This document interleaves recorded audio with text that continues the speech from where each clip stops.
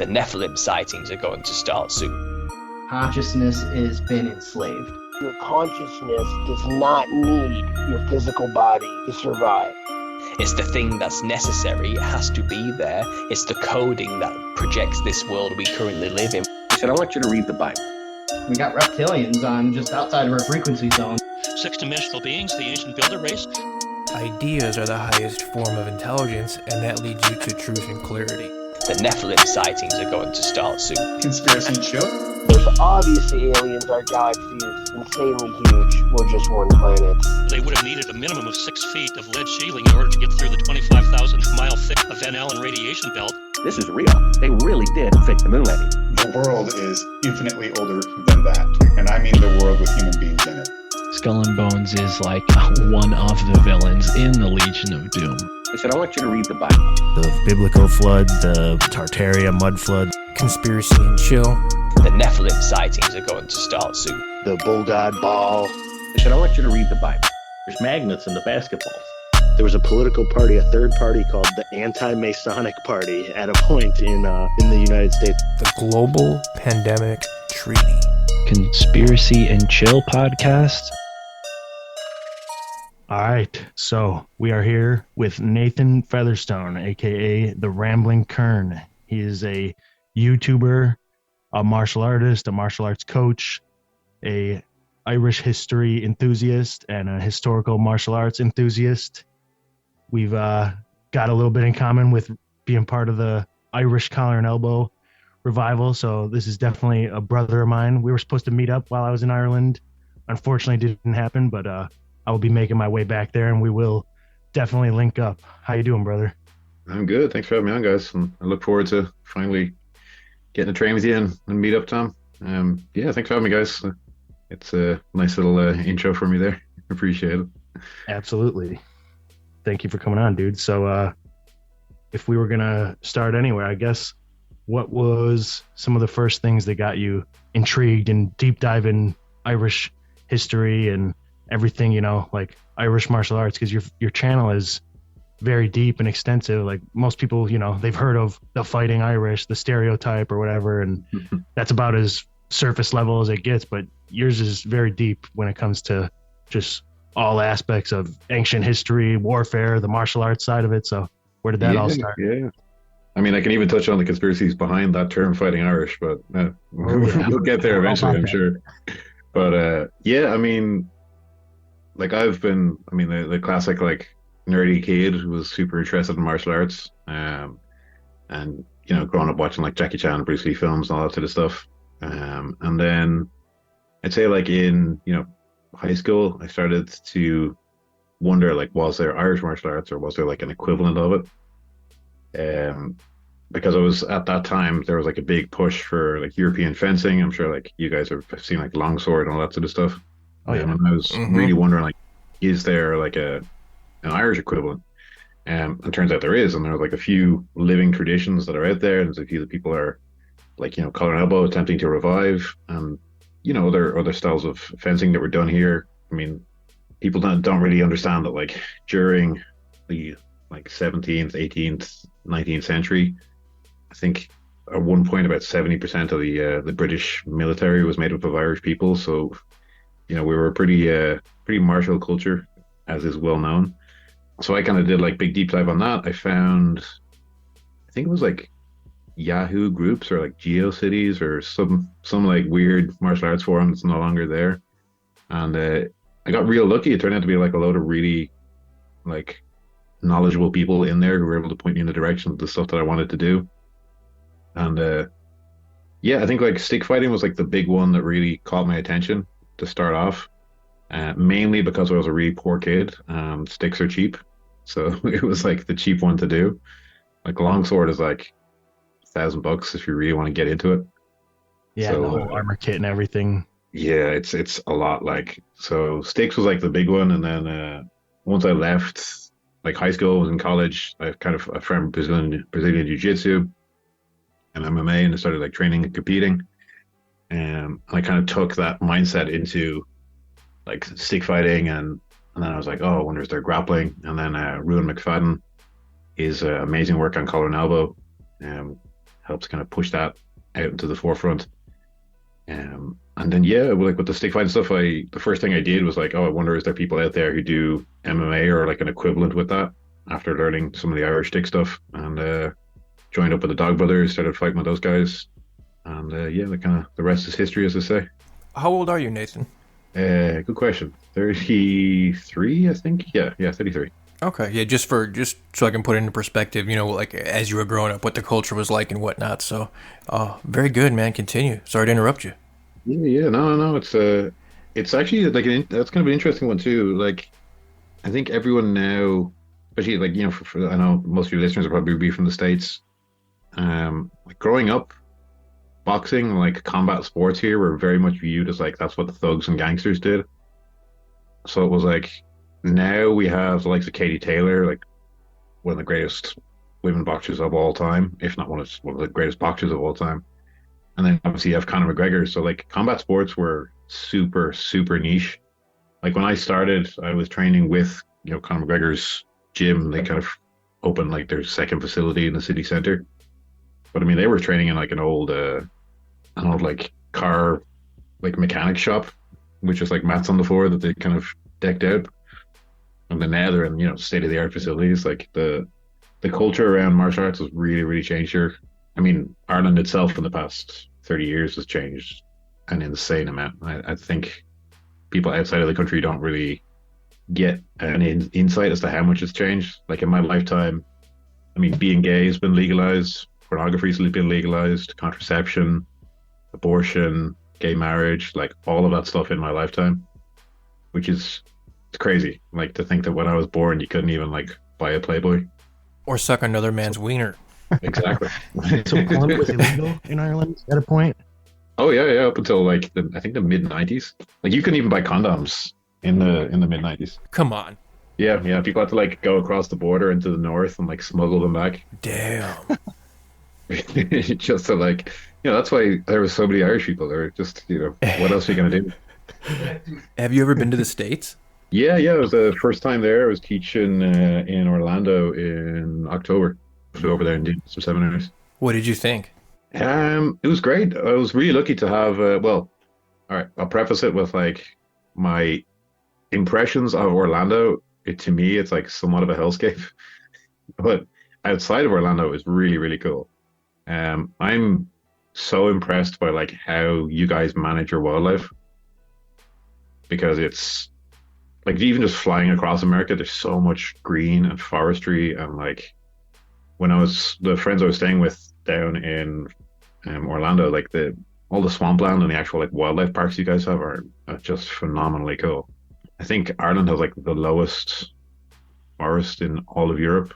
I think next to like Iceland. Well, yeah, that's a shame too, because I know that some of that was intentional and some of that was agriculture growing there too. But do you think there was a deliberate attempt by like the English when they were trying to fight the Irish, like that the Kerns and the warriors were using the forest as cover and they were kind of kicking their ass and the trees were sacred to them? It's kind of like a weird back and forth, especially at that time. So like obviously for your listeners who don't know, like the name of my channel in Kern is like an old Irish word for like a soldier or a warrior, which kind of became like a distinct term for the way the Irish fought. But like the forests in Ireland, I would have loved to have seen what they were like. I think like the Pacific Northwest was, for you guys, would probably be the closest to what Ireland was like. Just like really heavily forested, like temperate rainforest is basically what I've heard it described as. But now there's, like I say, there's nothing left. Maybe like a handful of like industrial forest, but it's pretty crap. But my big critique of the States is you guys need town centers. It's a real pain in the ass having to get a car everywhere. As somebody who like cycles and walks everywhere, it's a real pain in the ass where I'm like, I just want to go to a shop, but like I'm scared to jaywalk because that's not like a law here. So I'm like, is this a problem or? The drastic difference in the weather from Ireland to Florida was probably miserable. Yeah. I hate it. I hate the hot, humid weather.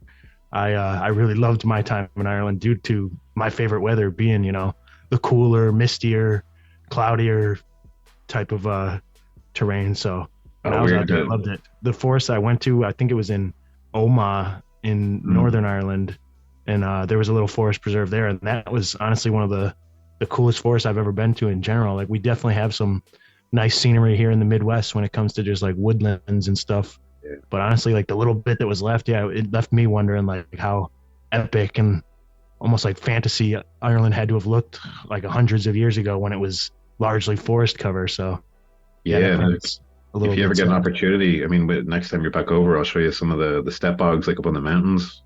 Like those are pretty kind of wild terrain in themselves. The one big thing that I would say, which is like the heat I can kind of put up with, because sometimes we have like, Ireland almost feels like Florida in the middle of summer because we have that, humid, and it's starting to get warmer and warmer over the past few years. But the insects, man, they kill me.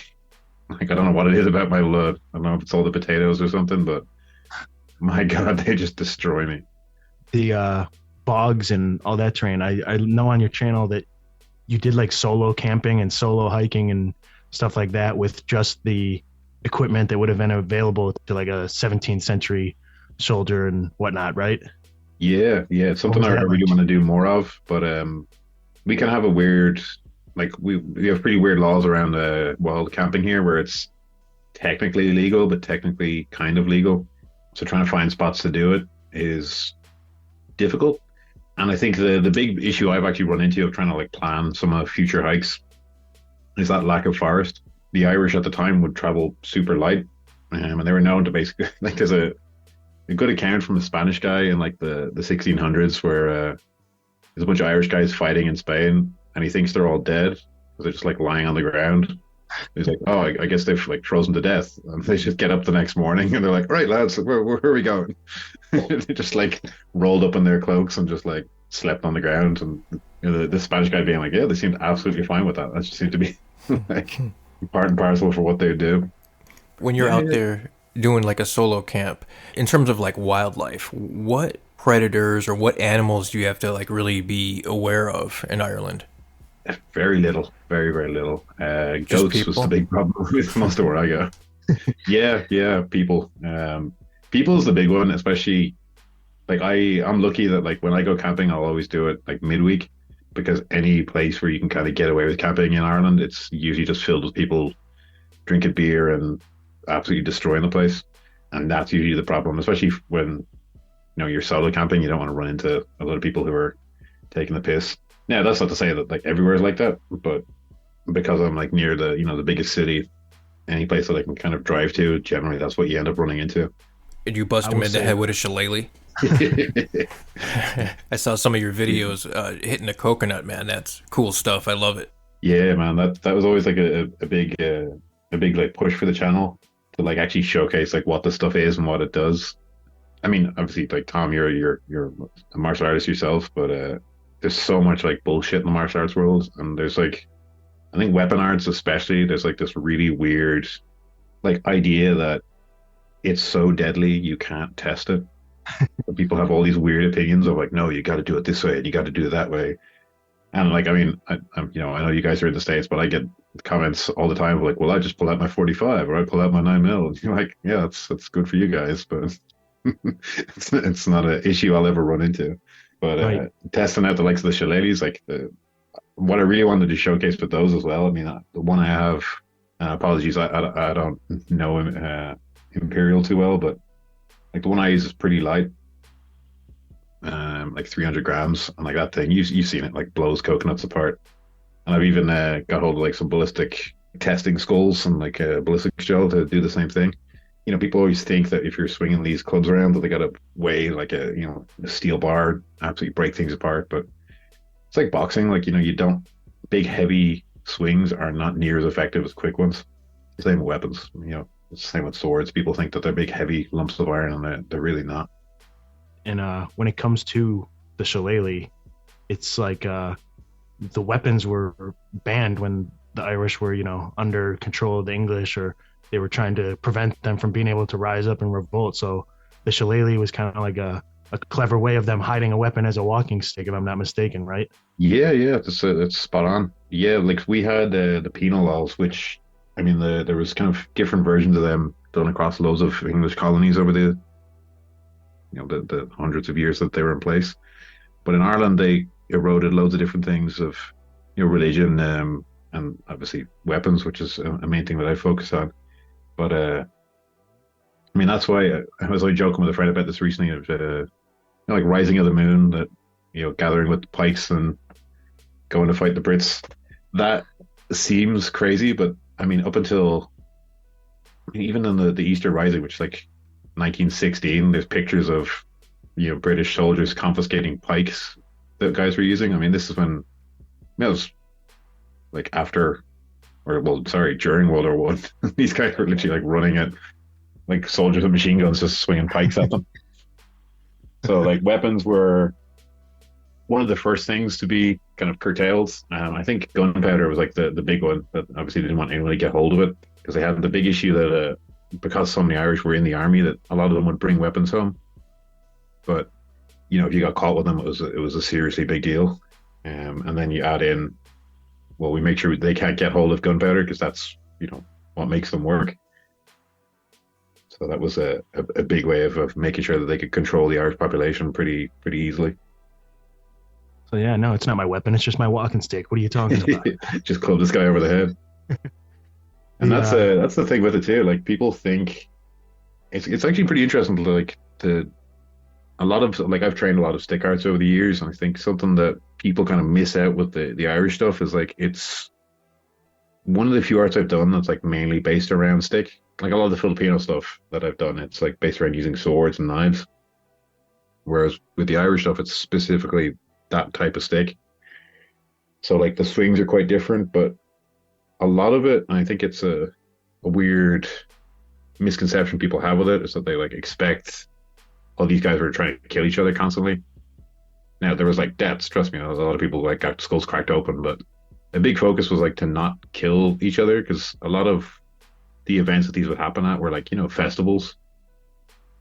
And like they didn't want these to get stopped, because anytime a festival happened, then, well, the police would get called, and the police at that time was the army, so they just come in and shoot everybody, which would just prevent it happening again, I guess. So yeah, it was kind of a recreational, violent, fun sport for them to just kind of spar with sticks and beat each other up. So that definitely, I mean, like you said, it's a very martial culture, and the fight for independence over all these different invasions from all these different places, whether it's the Vikings or the Normans, the English, like pretty much everyone has tried to lay their claim to Ireland. And yeah, many different armies and stuff have consisted of Irish soldiers, and it makes sense that these rough people would have enjoyed a rough activity.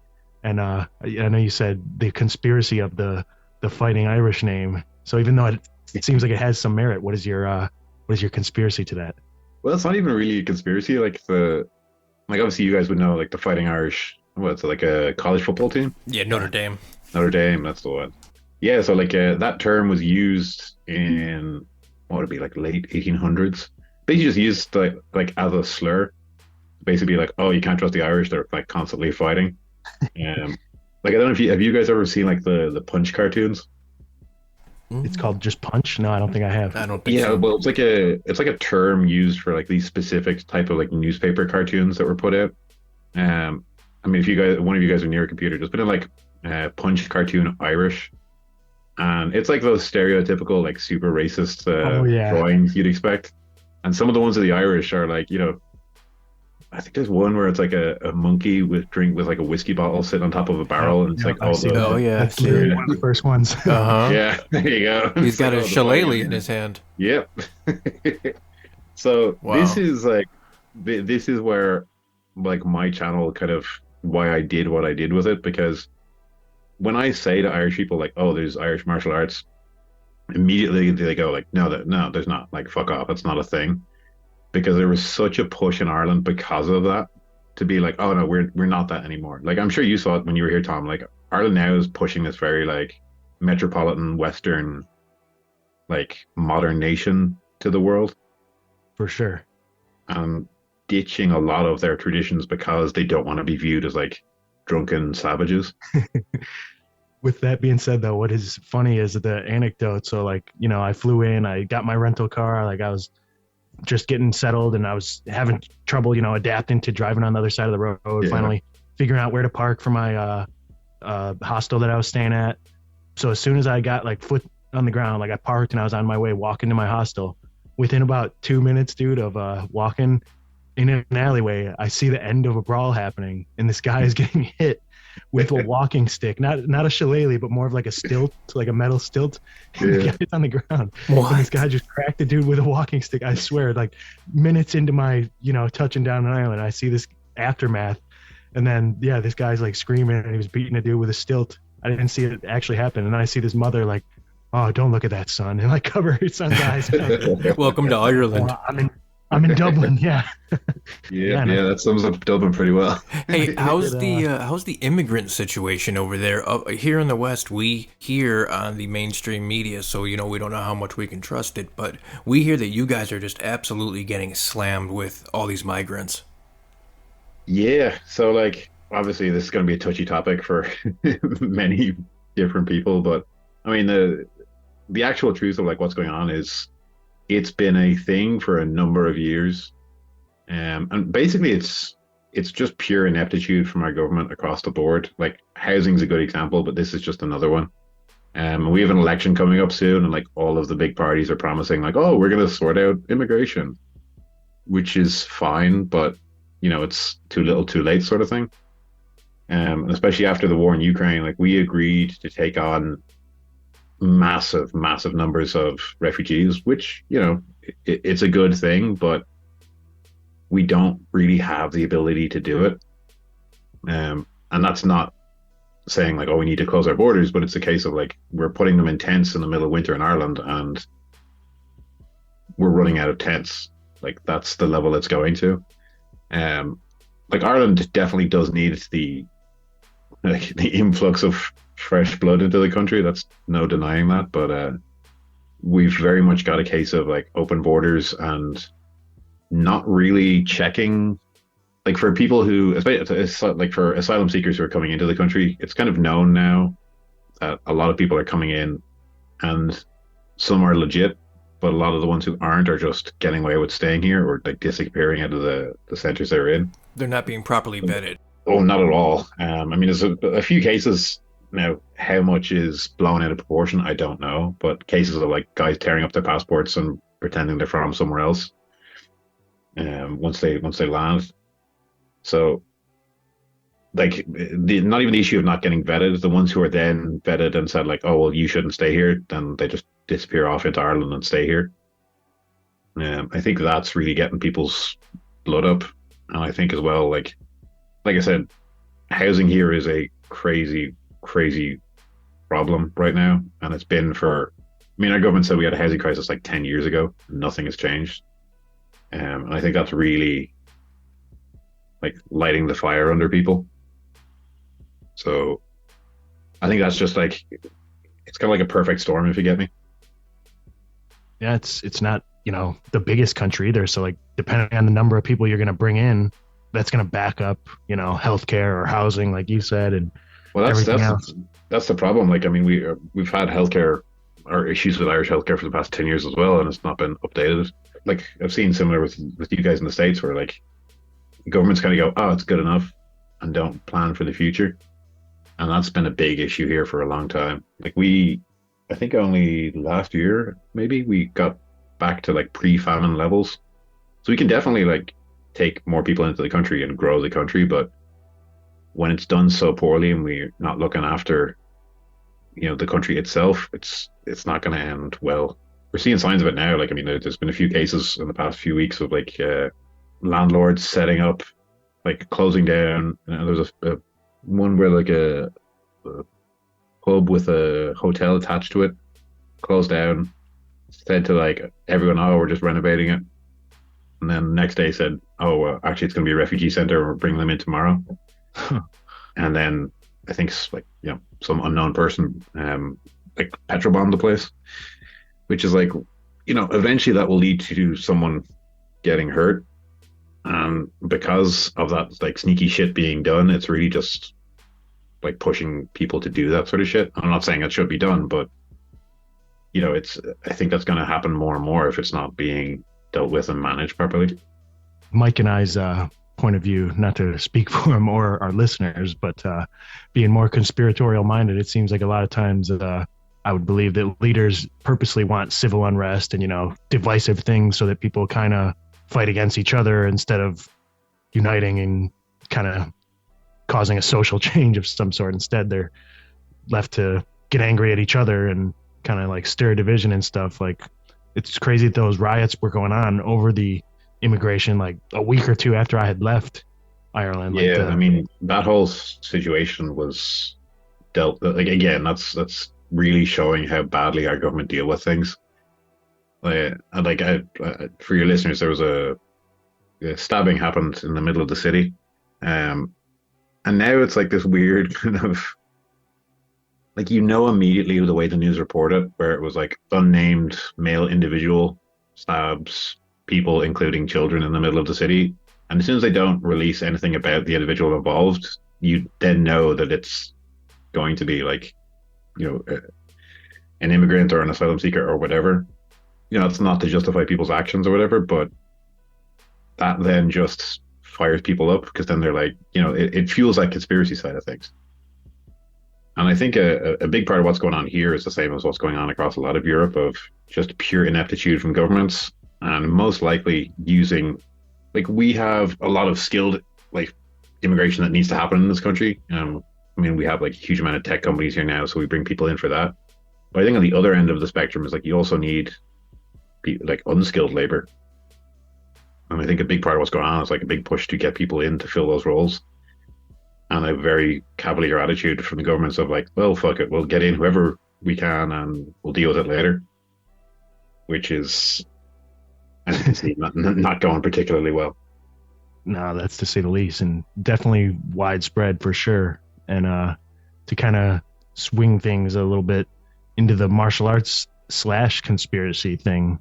Ooh. So you and I both have the collar and elbow, like we're both working to revive old wrestling style that kind of went out of practice due to the famine, and other styles like pro wrestling and stuff kind of kicking up. So if anyone doesn't know what we're talking about, it's Irish collar and elbow wrestling, which was one of the most popular wrestling styles, not just in Ireland. It originated in Ireland, but it was popular in the States and like other places where, there was a lot of Irish people. And like one of the main spectacles you would go watch back then was either boxing or wrestling, like before wrestling was fixed and, like more of a entertainment thing. There was collar and elbow, like even before catch wrestling, which is like WWE, if it was real, like rolling on the ground for pins and submissions. The main combat sport you would watch if it wasn't boxing was collar and elbow. It kind of died off due to the famine, and I would think a lot of people don't even know that the famine was, I guess, not really a conspiracy, but basically kind of manufactured or allowed to happen, or like an attempt to kill off a lot of Irish people. Could you speak on that a little bit? Yeah, so I know like this is this is the reason why I haven't put this on my channel, because it's such a topic that ruffles so many feathers. But oh yeah, I think one of the best explanations I've ever seen of the famine is that it was the free market gone wild. There was very much an attitude of, well, the Irish will have to eat something else then, and that was it. That was the solution to it. But I think one of the best examples I've ever heard of like why the famine was so bad was an account from a fishing town in the west of Ireland. So most people in Ireland at the time had an acreage. So in other words, small house on an acre of land. And the easiest crop to grow was potatoes, because that could sustain you for the year. But that didn't mean that was all you did. So you plant your potatoes and then you go and work for the rest of the year. So in the likes of the west of Ireland, these guys would, go and fish. But come winter, obviously you can't fish, so a lot of them would pawn their boats off and then buy them back once they had harvested their potatoes and sold those. So there's a account of a guy who went to the west to see what was going on and how they were faring with it. And he said there's these crowds of people watching like shoals of mackerel just swimming off the shore and like standing there with their clothes falling off them, starving to death, and not being able to go catch them because they pawned off all their boats and the potato crop had failed and they had no way to purchase their boats back. Like that was the sort of thing that was going on in the country. People go like, oh, why didn't they eat other crops? Those other crops were being sold back into England and were being escorted back into England under armed guard. So it was definitely deliberate how deliberate is up to, educated scholars to argue for as long as they want, but it wasn't a case of, oh, a crop failed and everyone died. It was a case of a crop failed and the powers that be pushed to make it a hell of a lot worse. The same thing happened in India and a lot of other British colonies. And, this was after a few almost successful attempts at, Irish people gaining independence, and obviously Catholic Irish getting into like Parliament and, other things that were starting to create issues for the British establishment, to put it nicely. Well, yeah, they were keeping the other food away once the potatoes had failed. Like the grains and stuff, like you said, was being shipped to England still. And a lot of people don't know that. Like, yeah, like you put it, that, oh, well, their potatoes failed and then everybody died. But there was definitely other food to sustain them. It's just they weren't given access to it. They weren't allowed to have it. And that definitely weakened, the population, with people either dying from starvation or having to flee to America or wherever it was. And that's a big reason why the collar and elbow wrestling died off, because, you don't have people, eager or strong or fit, to wrestle when they're barely surviving and everyone around them is leaving or dying. So like that was a big factor. It was a big reason why a lot of Irish culture died off. The main reason being is that you guys have the same thing in the States, of like a lot of old traditions stay on in rural areas because those are the people who work to maintain those things. And it was mainly the rural population who were farmers. So a lot of the city population had, middle-class jobs, were able to stay. And I kind of put it into perspective, like the estimate is that pre-famine, the population was about 8 million people. And then after the famine, it was somewhere between 3 and 4. Now, a big chunk of that was due to immigration, but, another big chunk of that was due to people dying. I think there's like a big result of the famine was a huge amount of Irish culture, both like the language, traditions, and everything else in between, really rapidly died off. And it was actually this is a whole side tangent, but I think it's just a really cool thing that people should know of. So we have a folklore archive in our country, which I think is like the coolest thing ever, that should get like a little film about it, because it was such a cool idea by whoever thought of this. In like the late 1800s, after the famine, a few people realized that this was going to be an issue. So they decided, well, we need to go and like interview these people and like get their traditions. Because don't forget, most of Ireland at the time, like they couldn't read or write. So how are you going to find out what their traditions are if they can't write them down? Which is also a big issue for, the likes of yourself and myself, Tom, with like collar and elbow. People expect like written books, and you have accounts of it, but you don't have accounts from the guys who did it. So these guys got, I think they're called ediphones. It's like a massive recording box with like a wax tube, and they would cycle all around the country and like interview people. And you just sit in their houses and like ask them to tell them about stuff. And you got everything from like ghost stories to martial arts to poems. Such a cool project. But people like had the bit of foresight to realize like this stuff was going to die away, and sadly a lot of it did. Right. And kind of like you, like being so into martial arts and fighting and stuff, and admiring all these different cultures, and kind of just being a nerd and studying all this stuff, and being a wrestler myself, I was always kind of like, come on, there has to be like the Irish weren't wrestling. Like, and I know even in some places, like you'd see some street fight videos break out in Ireland, and if the guys would start clinching, people would even separate them on a street fight level. So I'm like, maybe they really didn't, like wrestling just wasn't something they were into. But until Ruan's work with the collar and elbow book and like his podcast and stuff, that was a huge shocker and like inspiring moment for me. Like I never liked to train in the gi really, but then I figured out that Ireland had its own martial arts, and all my great grandparents immigrated here from Ireland. My DNA is mostly entirely Irish, so I felt very connected to it. Before Ruan did that, had you ever heard of it, like with your digging and going through, like you said, the folklore and other stuff? Did you ever come across anything related to collar and elbow before he had started that revival, really? Yeah. Like I'd read references to it, but it's one of those things where it kind of gets a little bit confusing looking at old wrestling styles. Like the research he did was phenomenal, but there's a lot of like people, you'll see this in martial arts today, of like people who don't do martial arts reporting about martial arts. Right.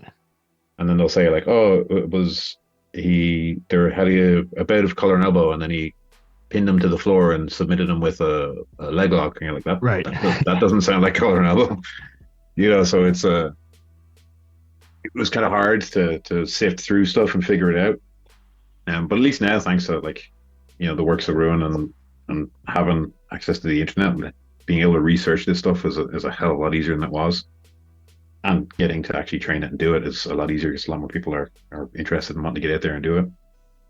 Definitely. And I'm super thankful for Ruan. I would love to just have a chat with him again. He's a legend for that, and I definitely owe him a lot of thanks for giving me such a passion project to work on for trying to get collar and elbow kick-started over here and just, bring awareness to it, because I think that's a badass cultural aspect. And like, obviously your work deals with that a lot. Like, people thinking like, no, they didn't have martial art. It was just drunk guys hitting each other, or like just beating each other up. There was no formal martial art, just because it doesn't resemble, maybe like the structure of Taekwondo or something like that. And like you said, it was like they were practicing in rural settings and like a family thing. Like, you were taught by your dad, or you were taught by your grandpa, or like just with your friends or something. But that doesn't make it any less legit of a practice. Look how many other sports started off that way.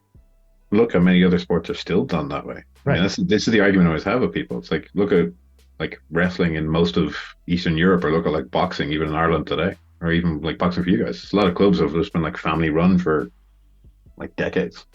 100%. And can't be on Conspiracy and Chill without segueing into some crazy mystical stuff. And Ireland obviously has no shortage of weird folklore, whether it comes to fairies, leprechauns, ghost stories, stuff like that. And while I was out there, I obviously made it a point to try and get into some of these kind of discussions with people.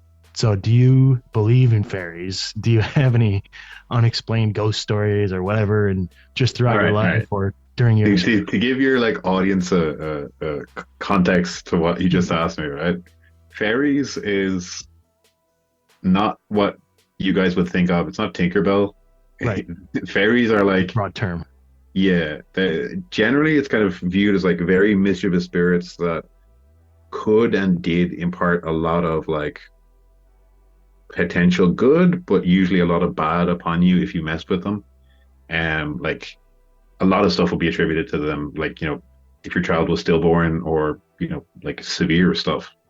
So it wasn't a case of, oh, these are just like fanciful Disney creatures. Like, these are creatures that would really fuck up your life.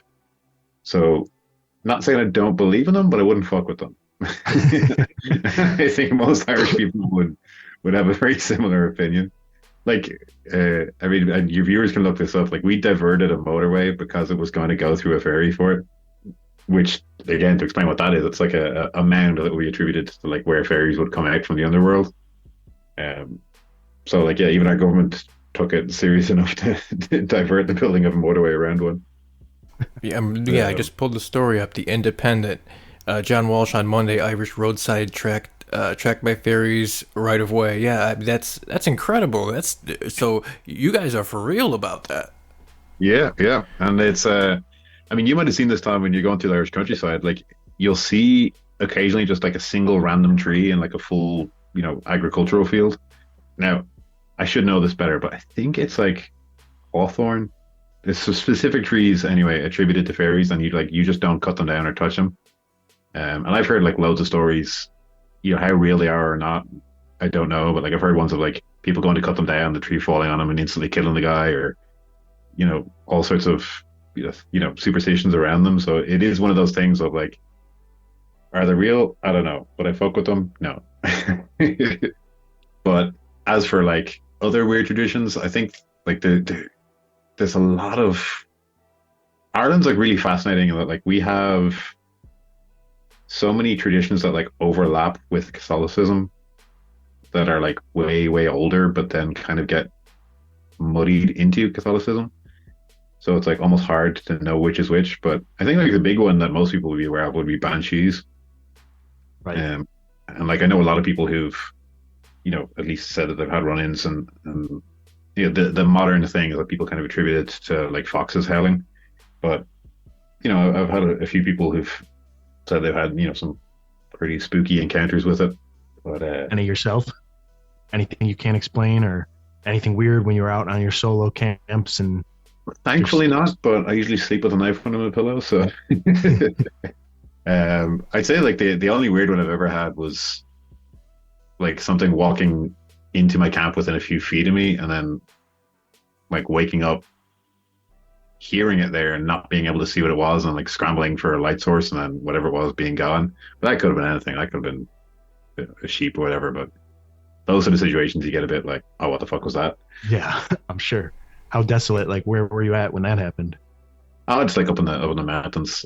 But when you're in like an area where there's no, the classic horror movie tropes of like no phone reception, no one around to hear you scream. Oh man, yeah, I definitely would have been scared. Yeah, that didn't get a little bit spooky, but yeah, I think it's like a lot of like I said in Ireland, a lot of the traditions are super old. So like there's a lot of like really, really ancient traditions that almost are like so old people don't really know where they originated or why. But I mean, you can go to any town in the country and you'll have really crazy like traditions and folklore around it. I mean, I know the joke you'll probably hear from some Irish people when they're chatting to Americans is like there is legitimately pubs in Dublin that are like older than the nation of America, which is, it's pretty wild when you go and sit in places and like, oh yeah, this was around in 1100. Yeah, that really is. Have you climbed Crow Patrick? No, my brother did a few years back. It's definitely on the list because I really want to get up there, especially I've seen some days you can get up there when the clouds are low and they get up above them, which I'd love to go and do. And so, I do want to do that one barefoot, but I've heard it's a bit of an ordeal. I had these barefoot sandals. They're just like bare minimum. Like it's just a little small piece of like leather or rubber and then a strap. They basically look like Jesus. They're like Hercules sandals. So I was fortunate enough to be staying with a friend who lived literally like 2 minutes from Crow Patrick when I got out west for a couple days. And when I did climb it, I've never climbed a mountain, mind you, so I didn't really know what I was in for, and I was exhausted from traveling and competing and everything I had done. When I was first trying to go up it, I was like, oh shit, what have I got myself into? Like, I was getting a little lightheaded and exhausted, and like, this is a little more intense than I thought. But I saw some like older women and stuff doing it, and I'm like, okay, I got to do this. Let's go. Got no excuse. It was so misty and like cloudy that day that I was up there in October that like I was getting no views. Like even looking off the side as I was going up, I couldn't see a thing. Like just pure cloudy, misty, and whatnot. So like when I got to the top, the feeling I had up there was intense. Just I mean, I can't even really describe it. Like they call it that holy mountain of Ireland for a reason, and it was powerful. Just the energy of the site and the experience. It was crazy. Never felt anything like it. It's I mean, it was. There's so many spots like that in Ireland that they have those traditions going back like thousands of years. And that's kind of why they are revered in that way. Like I know a lot of people go climb Crow Patrick every year, and it's become a pilgrimage for a reason. Like it's definitely on the list. It's one I mean to get around to for a while. Hey Nathan, do you guys have a lot of UAP or UFO sightings in Ireland? Not a huge amount that I'm aware of. I know a few people who've had them, but I know. Well, it would make more sense, I guess. I know a few quite a few have been spotted up in the north of the country, but with the amount of like back and forth of British military planes and whatnot, that wouldn't surprise me. What's your feeling on that? I mean, the kind of name is fairly self-explanatory. Like they're unidentified. Could be. I mean, God knows what the fuck it could be. Why would they take much interest in us Irish? I doubt. But if it was something extraterrestrial, but yeah, I mean, it's always like I always find it super interesting for especially like with you guys in the States, because like I imagine, not even imagine, I know your army has some pretty wacky shit that they fly through the skies. So it's always interesting to kind of wonder what some of them are. Oh, for sure. I mean, there's been a few like weird sightings over a few of the cities, but generally they seem to be ones where especially up in the north of Ireland, where there is British planes and British military that will be flying around. mean, I think our Air Force is like a plane. People often associate, any sort of otherworld entity, whether like we were saying, the fairies isn't necessarily just like a little Tinkerbell thing. It encompasses all types of, non-human entities or cryptids or whatever. So some people would think, a gray alien or even just, a strange light in the sky could be considered a fairy or something like that. And like when you get into the realm of talking aliens or Nephilim and stuff like that, like the giants, I know there's a ton of Irish folklore dealing with giants. And if you're savvy to the topic, often like when it comes to like people have found and it's often suppressed. I know there's probably some in Ireland, and maybe you could speak on that, but in the States for sure, there's been archaeological digs where they find like 8-foot, 9-foot skeletons from a long time ago, and they often have red hair preserved and stuff. And I feel like they found some in Northern Ireland too. Have you ever heard of any like weird archaeological finds or giant folklore? Yeah, like I think there's a few cases of like the tallest recorded humans, like actual like written down. I think we're Irish. Now I need to like double check that myself, but I remember someone telling me about it, and it was like a couple who got married, and then the child was like 22 pounds when it came out. Oh man. Which is, that in itself is is crazy. But yeah, like we have a really long tradition of giants in this country. As to finds for them, I don't know, but there's so many traditions around them that really wouldn't surprise me. Actually, speaking of like ancestry and like bloodlines in Ireland, there's a good study done a few years back of a small rural town where they found a bog body, which if anyone's ever like interested, those are really cool to look at because they're like these perfectly preserved bodies from like thousands of years ago. There's a few of them that are like pretty grisly, but there's one where it's like a town out west somewhere, and they had a lady who was found, and I think something like 60% of the town were not like inadvertently, but like directly related to this lady. So there's like some really, really wild, like ancient, like bodies been discovered across the country. But as for like giants, not that I know of, but I mean like the most famous one, I think you went up there, was the Giant's Causeway. Oh yeah. Which is a really, really cool spot. Yeah, and the story is that Finn McCool, right, an Irish giant, tried to build a bridge over to Scotland to fight against a Scottish giant, and that's how they explain the weird like hexagon and whatever you want to call them, rock formations that are coming out of the ground. And there is a similar one like on the other side of Scotland. So the tale is that they had a bridge so they could fight each other. And you know how he got out of the fight? I do know it, but go ahead and tell it for the listeners. Yeah, he dressed himself up as a baby. So when the Scottish giant came over, he saw him and was like, "Oh my god, if that's that guy's baby, there's no way I'm fighting him." So he sprinted back to Scotland and tore all the stones out on the way.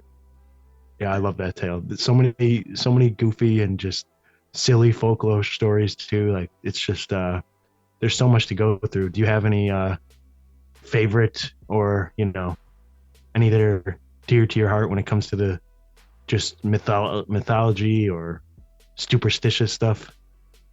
Yeah, I mean, there's so many like old ones.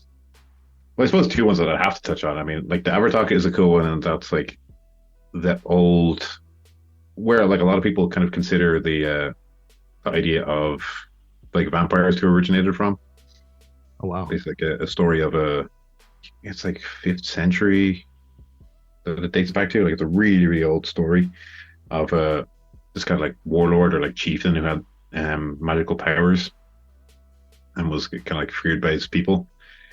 I think if I remember this right, like they killed him, but he'd keep coming back and like looking for payment and like taking blood of locals in order to like give him power. And then they have to like keep appeasing him and like he'd keep doing it over and over. There's a few like different tellings of it, but it's a kind of cool story when you think of like the things that potentially went on to influence. Obviously like Bram Stoker, the guy who wrote Dracula, being an Irish guy. That one I really dig. Something I think I saw it on your channel, and it's not really more mystical or mythology type of thing. It's to do with the faction fighting, that someone was killed in a faction fight. and the judge or whatever, or the police had ruled like, oh, well, he had a thin skull. There was no, he had no business being in a faction fight if he has a thin skull. There's nothing to see here. You for real? Yeah, and the defense won the case. That's insane. I always thought that was hilarious. Yeah, he shouldn't have been fighting. His skull was far too thin.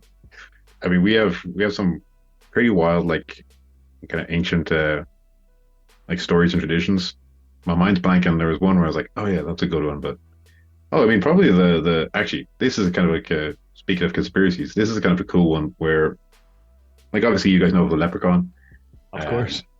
Mm-hmm. Now, in Irish tradition, they were like these, and this is kind of like a cool, I guess, like semi-conspiracy, but the idea being that the oldest stories that we have referring to leprechaun are really, really old. And one of the theories is that the leprechaun were actually the people who were in Ireland before the like later people arrived, so likely, you know, the Celtic people, who were generally much shorter and were known for, like, you know, from archaeological finds for like making like pottery and kind of repairing things. So there's a big tradition of like you leave things out and like a leprechaun would come around and like repair them for you. Hence, like, they would have a crock of gold where they'd store up all the gold so that, you know, people would leave them little trinkets as like a thank you. So there's this like idea that they were this like ancient race before, you know, the quote unquote Celts showed up and took over. That's one that I really like because the whole like imagery of the leprechaun is quite a funny one, and that like it was later used as like this racial stereotype of like, oh, that's what they are, sure, like these little ginger guys who dance around and have crocks of gold. That leads me to think, in one of our previous guests was talking about this a lot, and it was kind of unexpected. The Tuatha De Danann, and Yeah. I know Mike likes to say that. It's the Tuatha De Ta.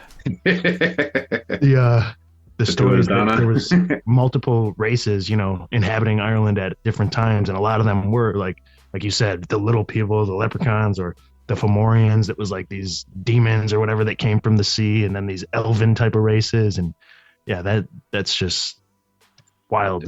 I mean, if anyone ever gets a chance it's called the Lower Covola Éireann.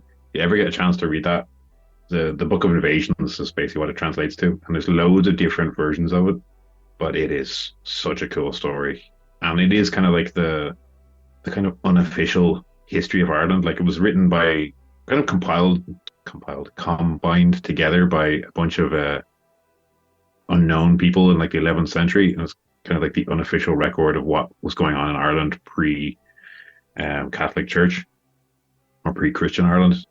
Like you said, it's like all these crazy like conquering of this like group would come in, and then this mysterious group would come in. And speaking of like UFOs, I mean, there's a lot of thoughts that some of those groups were potentially extraterrestrial. Of like these, if I'm getting this right, one of the groups came down on chariots of shining gold with shining bright lights from the sky, and like basically gave the people of the land like technology with which they would conquer their enemies. So Yep. like really, really crazy, like super interesting stories.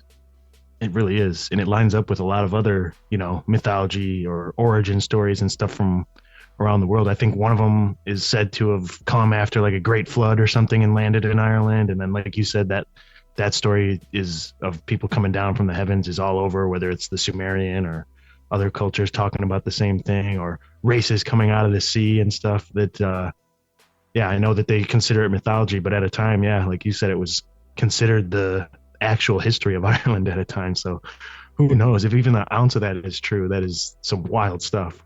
Like even the Great Flood thing, like that was the first race to inhabit Ireland. They were fleeing the Great Flood. That was the reason why they landed here, essentially.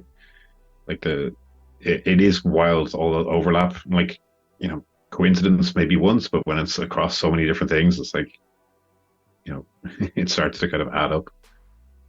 Do you believe in Atlantis? So let me get the name of this right, because I always say this wrong. Hi, Brazil. Hi, Brazil. That's the one. Yes. Thank you very much. I would really be surprised if there wasn't something like that out there at some point. Like it just seems too convenient for there to have not been. Like we have so many like lost cities and civilizations over the course of mankind. I mean, you have all these maps of Hy Brazil being out there, and all these references to like things having happened on there, and people seeing it, and the king who lived out there. Like, it seems too convenient for it not to have been a thing, in my opinion. So yeah, anyone who doesn't know what we're talking about with Hy Brazil, that was, if I'm not mistaken, I think it was considered an island that was part of Ireland, and it was either disappearing and reappearing, or it disappeared in general and it was lost. But yeah, there was maps and people who they said they went there, and yeah, they documented things happening there. It was called Hy Brazil, HY, and then Brazil, just like the country, and it was supposedly a landmass out in the Atlantic Ocean, and some people have speculated maybe that was Atlantis, that was a remnant of Atlantis, and maybe the people who left Atlantis after it sank went there or went to Ireland after the fact, and yeah, just more crazy history.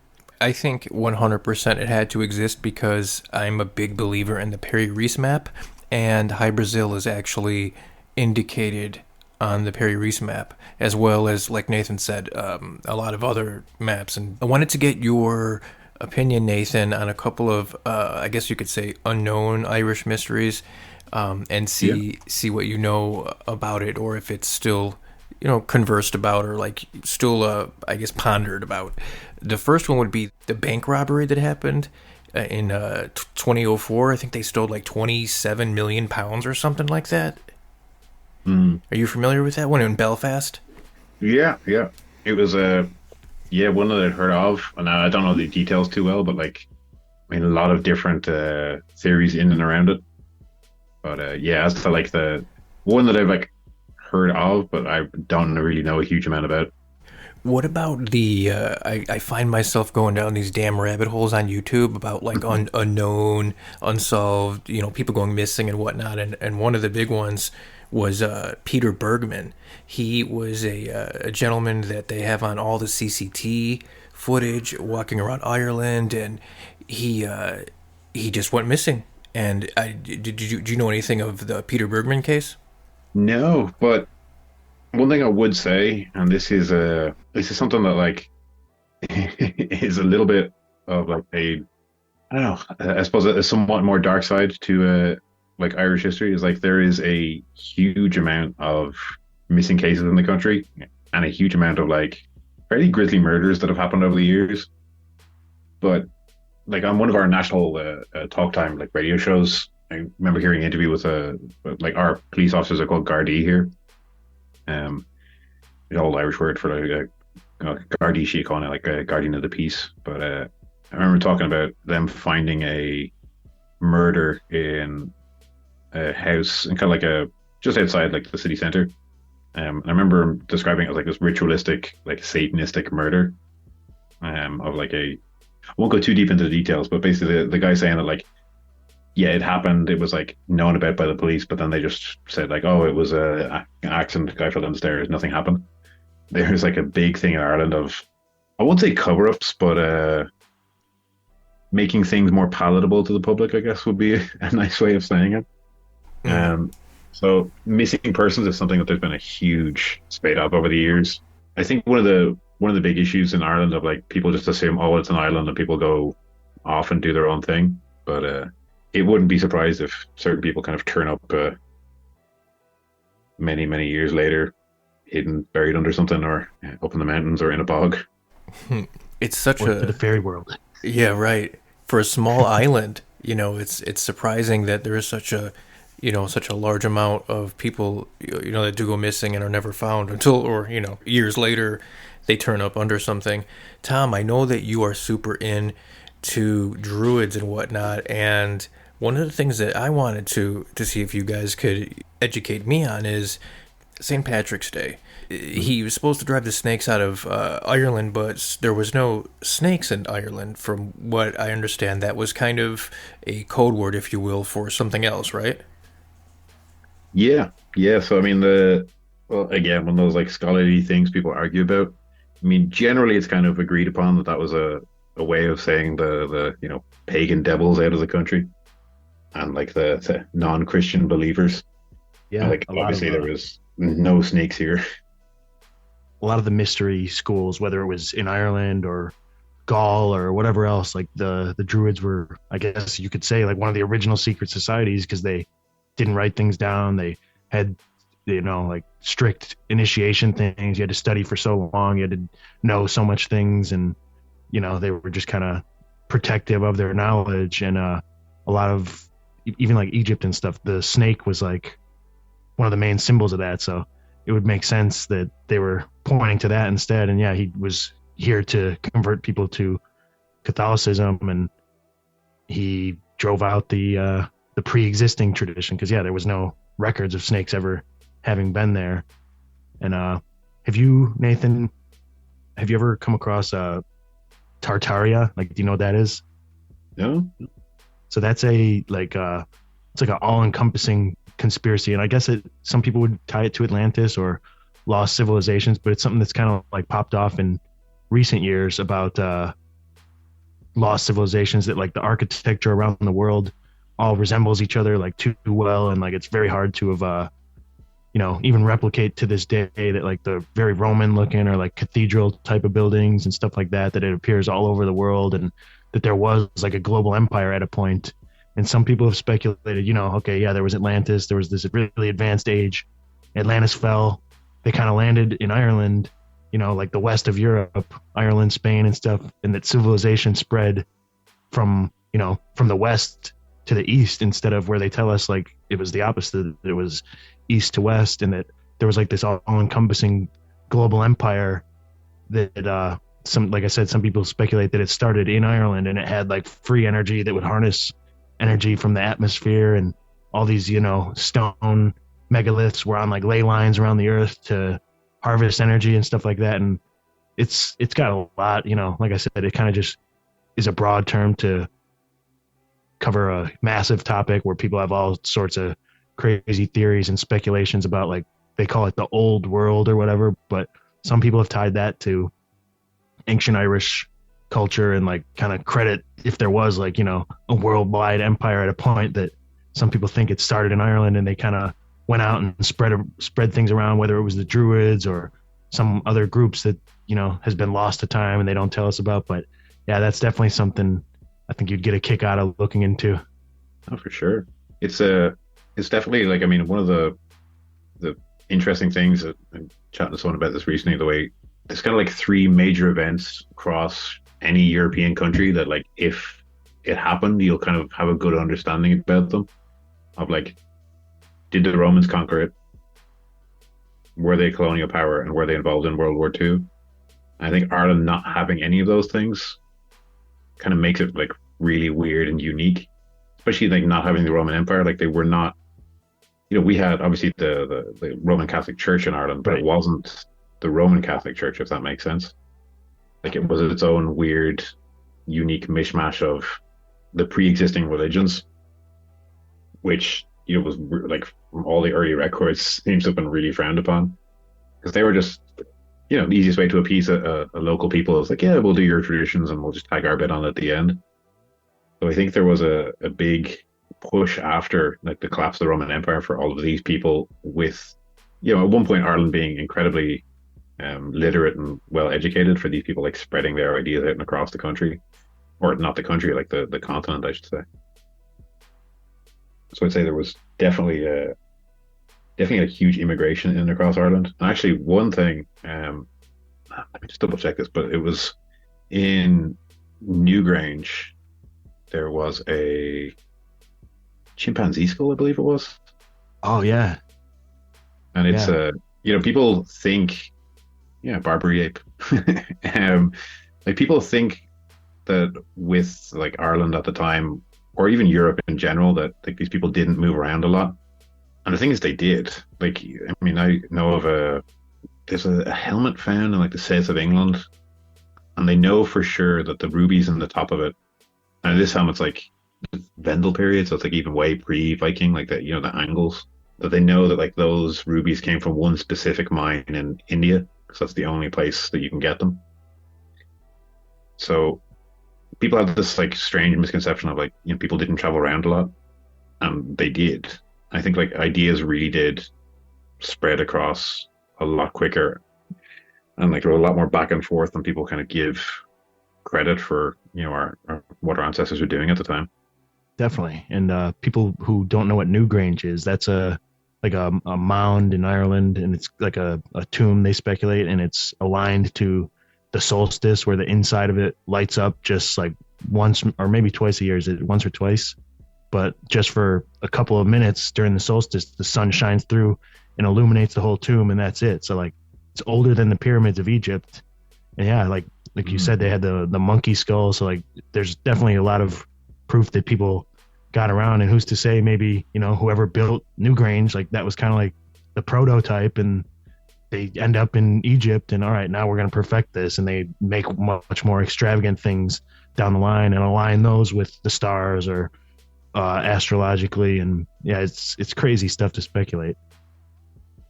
Oh, for sure. I mean, the amount of sites all across the country that line up with like, specific like daylight or, sun patterns through the skies, or, line up with stars and stuff. It's wild, especially like the size and scale of some of the constructions themselves. Like Newgrange, if anyone, was ever in Ireland, I do recommend them go have a look at it, because it's impressive with how big it is as well.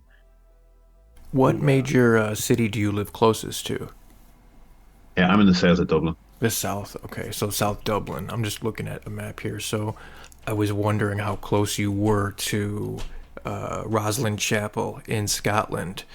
That, of course, has so many ties to the Freemasons and the Rosicrucians, and that, if you've seen, what's the movie I'm thinking of?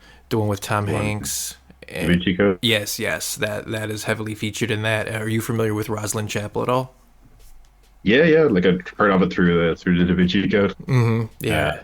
Yeah, I mean, like Freemasonry is something that was like pretty big in Ireland, but from what I've heard of it now, I don't remember who it was, but I think one of my relatives was a Freemason at one point. And from what I've heard from his wife, it was very much a drinking club for him. So what they got up to, I don't know, but the Irish chapters are a little different. But like definitely with the secret societies across Europe, especially the ones that tied in around the churches, I mean, they were up to some really, really wild shit for the longest of times. The Catholic Church is more than well known for the mad conspiracies and things that they've gotten up to over the thousands of years. Some people credit Masonry to being formed in Scotland and maybe based off of Druidry itself. And something that's interesting too that you said earlier was that it was never conquered by the Roman Empire, but they definitely wanted to. And whether they wanted to do it with religion and they took over parts of Britain and Wales, and it's crazy that two of the biggest, imperial powers of all time, whether it's the English or the Roman, they really had their sights set on Ireland, this small island, for a long time. Or even just the broad term, the Celts in general, like when it came to Caesar wiping out the Gauls, like the Celts on the continent, in like France and Spain, that whole area. And then obviously like Cornwall, Wales, like the Celts that were in England also got, similar treatment of having their language wiped out, having their culture completely assimilated, having, basically being stamped out of existence, to where people really only consider, the term Celtic related to Irish or Scottish, but that broad term applied to a lot more people at a time. And like, even still, yeah, like Cornwall is not its own country. Wales, I don't think it's recognized as its own country either, or Brittany and France, and like they have very similar, art, tradition, language, and pretty much got stamped out by those powers, whether it was the English Empire, the Roman Empire. It's just kind of crazy. Yeah, it's actually one thing I've been meaning to do for a video for my channel. That one of the big pushes here, and it kind of ties into that like revival of Irish culture. It's like the movement called the Celtic Revival. I think like a lot of I don't know how I'd say this right, but like a lot of the misconceptions about like Celtic history and like, Irish past come from this, where it was like kind of at a time where Irish identity was being eroded, and these guys set out to try make a Celtic identity. So they were basically like just grabbing at straws, being like, well, the Scots are kind of Celts, so maybe we could wear kilts too, because they wear kilts, and that could be our thing. And like, they were literally just grasping at straws of like, oh, that seems kind of Celtic, so I guess we're Celts, so they're Celts too. And there's so much stuff. It's like, somebody tries to like educate people about Irish history. They're like, oh, this thing. You're like, no, that wasn't us. And they're like, what about this thing? You're like, no, it wasn't us either. But like you really hit the nail on the head. Like there's so much, and even get into like wrestling styles, like the Cornish wrestling, the Scottish backhold. I think Brittany, they have their own. Goran, yeah. Like really fascinates me as well. Like those same groups maintained like a martial tradition as well. Yeah, and it's very similar, like the jacket wrestling, or like mainly centering around trips and no real groundwork. Mm.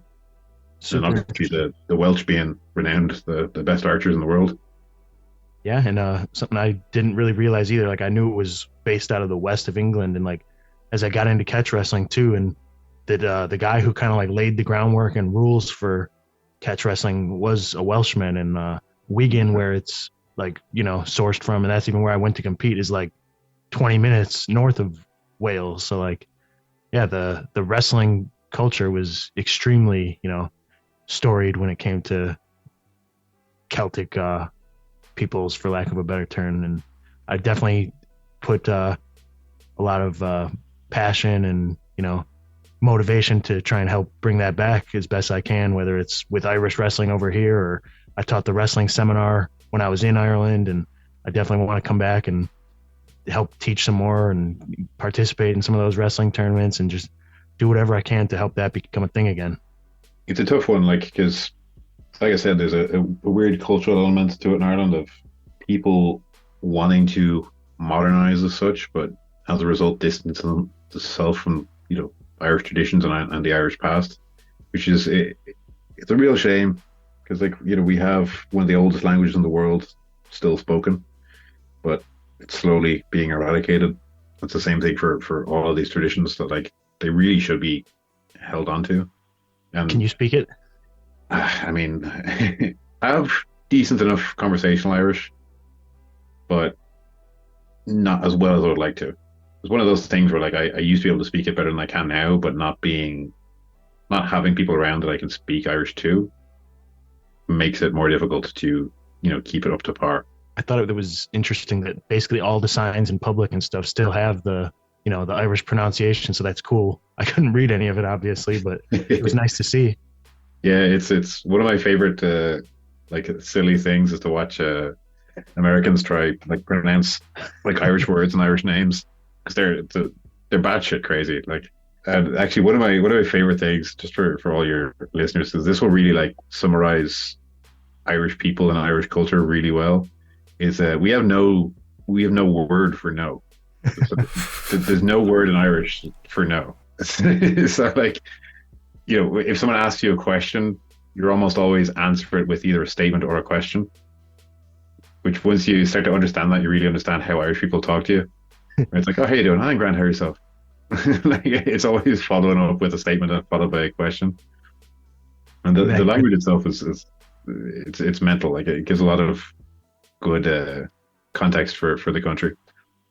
Could be a testament to the more positive stereotype of Irish hospitality and being generous and polite, that they didn't even think to say no. I think that's a bit too kind. As we're winding this down here, one question: do you think we're going to see a united Ireland anytime soon? Well, if what's it, Star Trek to tell us anything, it'll be this year. Holy shit! Is that a Star Trek thing? Oh, go look up Star Trek Ireland 2024. Supposedly they predicted it would be this year. It was shown on the BBC once, and I don't think it was ever shown in Ireland. But they had one episode where they predicted it would be this year. Do I think there'd be a United Ireland? Yes, but I think a lot of things would have to change. I think it would happen eventually. I think Brexit has done more to push that to happen than anything else. But I have a lot of friends in the north. I spend a lot of time in the north. They are more involved in politics than we are in the south, because they've had to be. Because they've had a lot of bad shit, happen to them, and they, the general public is a lot more aware of what happens in their politics and their local politics, and they're really on top of stuff. We aren't, and I think there'd have to be a big changes in our government for them to want to join us. I think there would be definite social changes that would need to happen, but I think more than anything, it would be like a governmental changes that would need to happen, and I think there would have to be a want for people in the north to join, like, be that financial or whatever.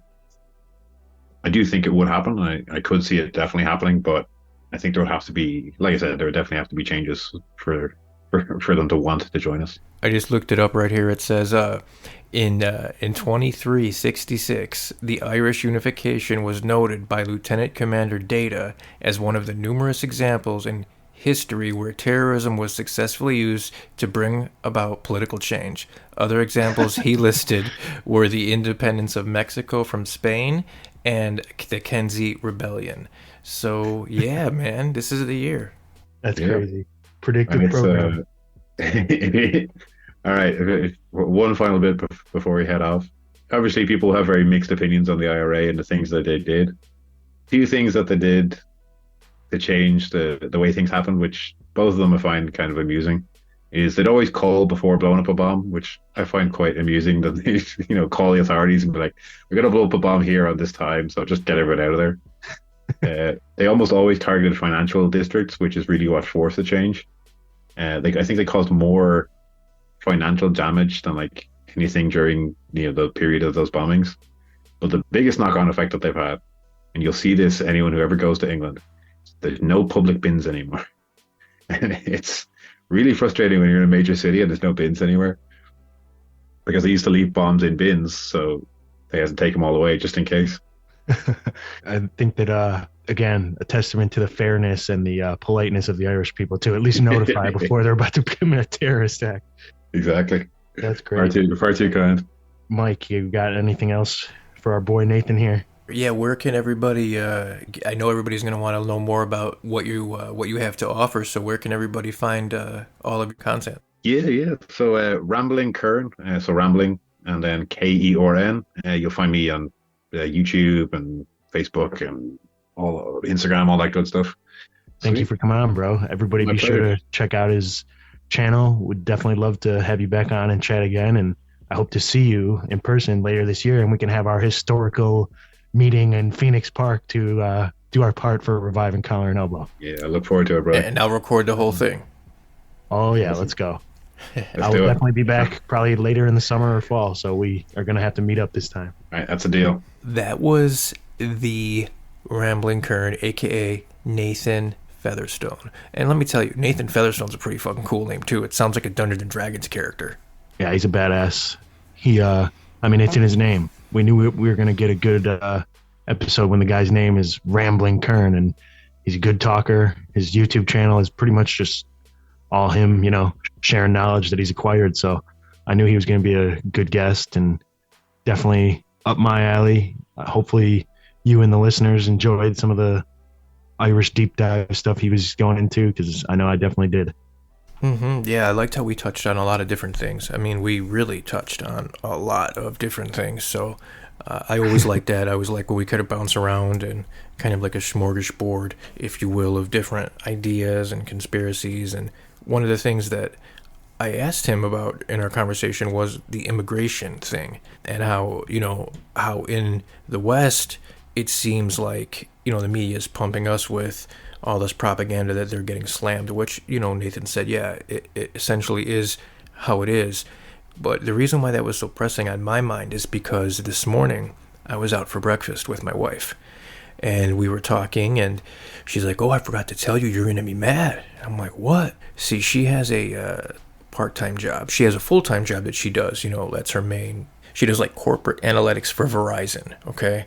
But she also has a part-time job where she goes to like one of the gambling places. You know how in Illinois we have a lot of these slot machine places where you could just go in and video poker, gamble, and da-da-da. So she works at one of those for a few hours a week. And for people that don't know, I live in Plano, Illinois, which is about an hour and 10 minutes west of Chicago, about an hour and 10 minutes southwest of Chicago. And she was just explaining to me how she was told that the owner of the Montclair Hotel over here, which is really, it's the only fucking decent sized motel in, in a good area. Well, I guess the owner of this hotel is a real piece of work, and he just took in a bus full of immigrants. No surprise, dude. That's what we're getting all over the place, and like we've touched on before, it's always, fighting age males. It's never, no one's gonna be mad. Like, who would be complaining if a family, a mother and children and shit are actually trying to seek a better life somewhere? And we can get into the whole welfare and like handouts thing and whatnot, but like no one's gonna be complaining about that generally. It's more so like, okay, what is with the single men here, and many of them with criminal records, and just being shipped in and accommodated? Like, what is going to happen here? And when it comes to a place like Ireland, where it's much smaller and the population is much smaller, even a couple 100,000 or a couple thousand and shit, that's massive. Like, that's huge. They don't have that many people over there, so you bring in a large number like that, that's going to offset things, especially if they're going to take up the healthcare, they're going to take up housing, they're going to be put into places like that where there's people that could benefit from it that are already there. Mm-hmm. Yeah, no doubt, dude. And out here, we are in Trump country. Out here where I'm at, Jack, believe me, we are in Trump country. There's not a weekend that goes by that I don't see a pickup truck flying a fuck Joe Biden flag. So yeah, it's just crazy that we got that out here. And something that is kind of a reoccurring theme in this episode, you just mentioned it right there, I know it was brought up a few times during the actual conversation with Nathan, was just how small of an island Ireland is. And I just want to give a frame of reference for anybody who may not know. Ireland, from north to south, is 486 kilometers.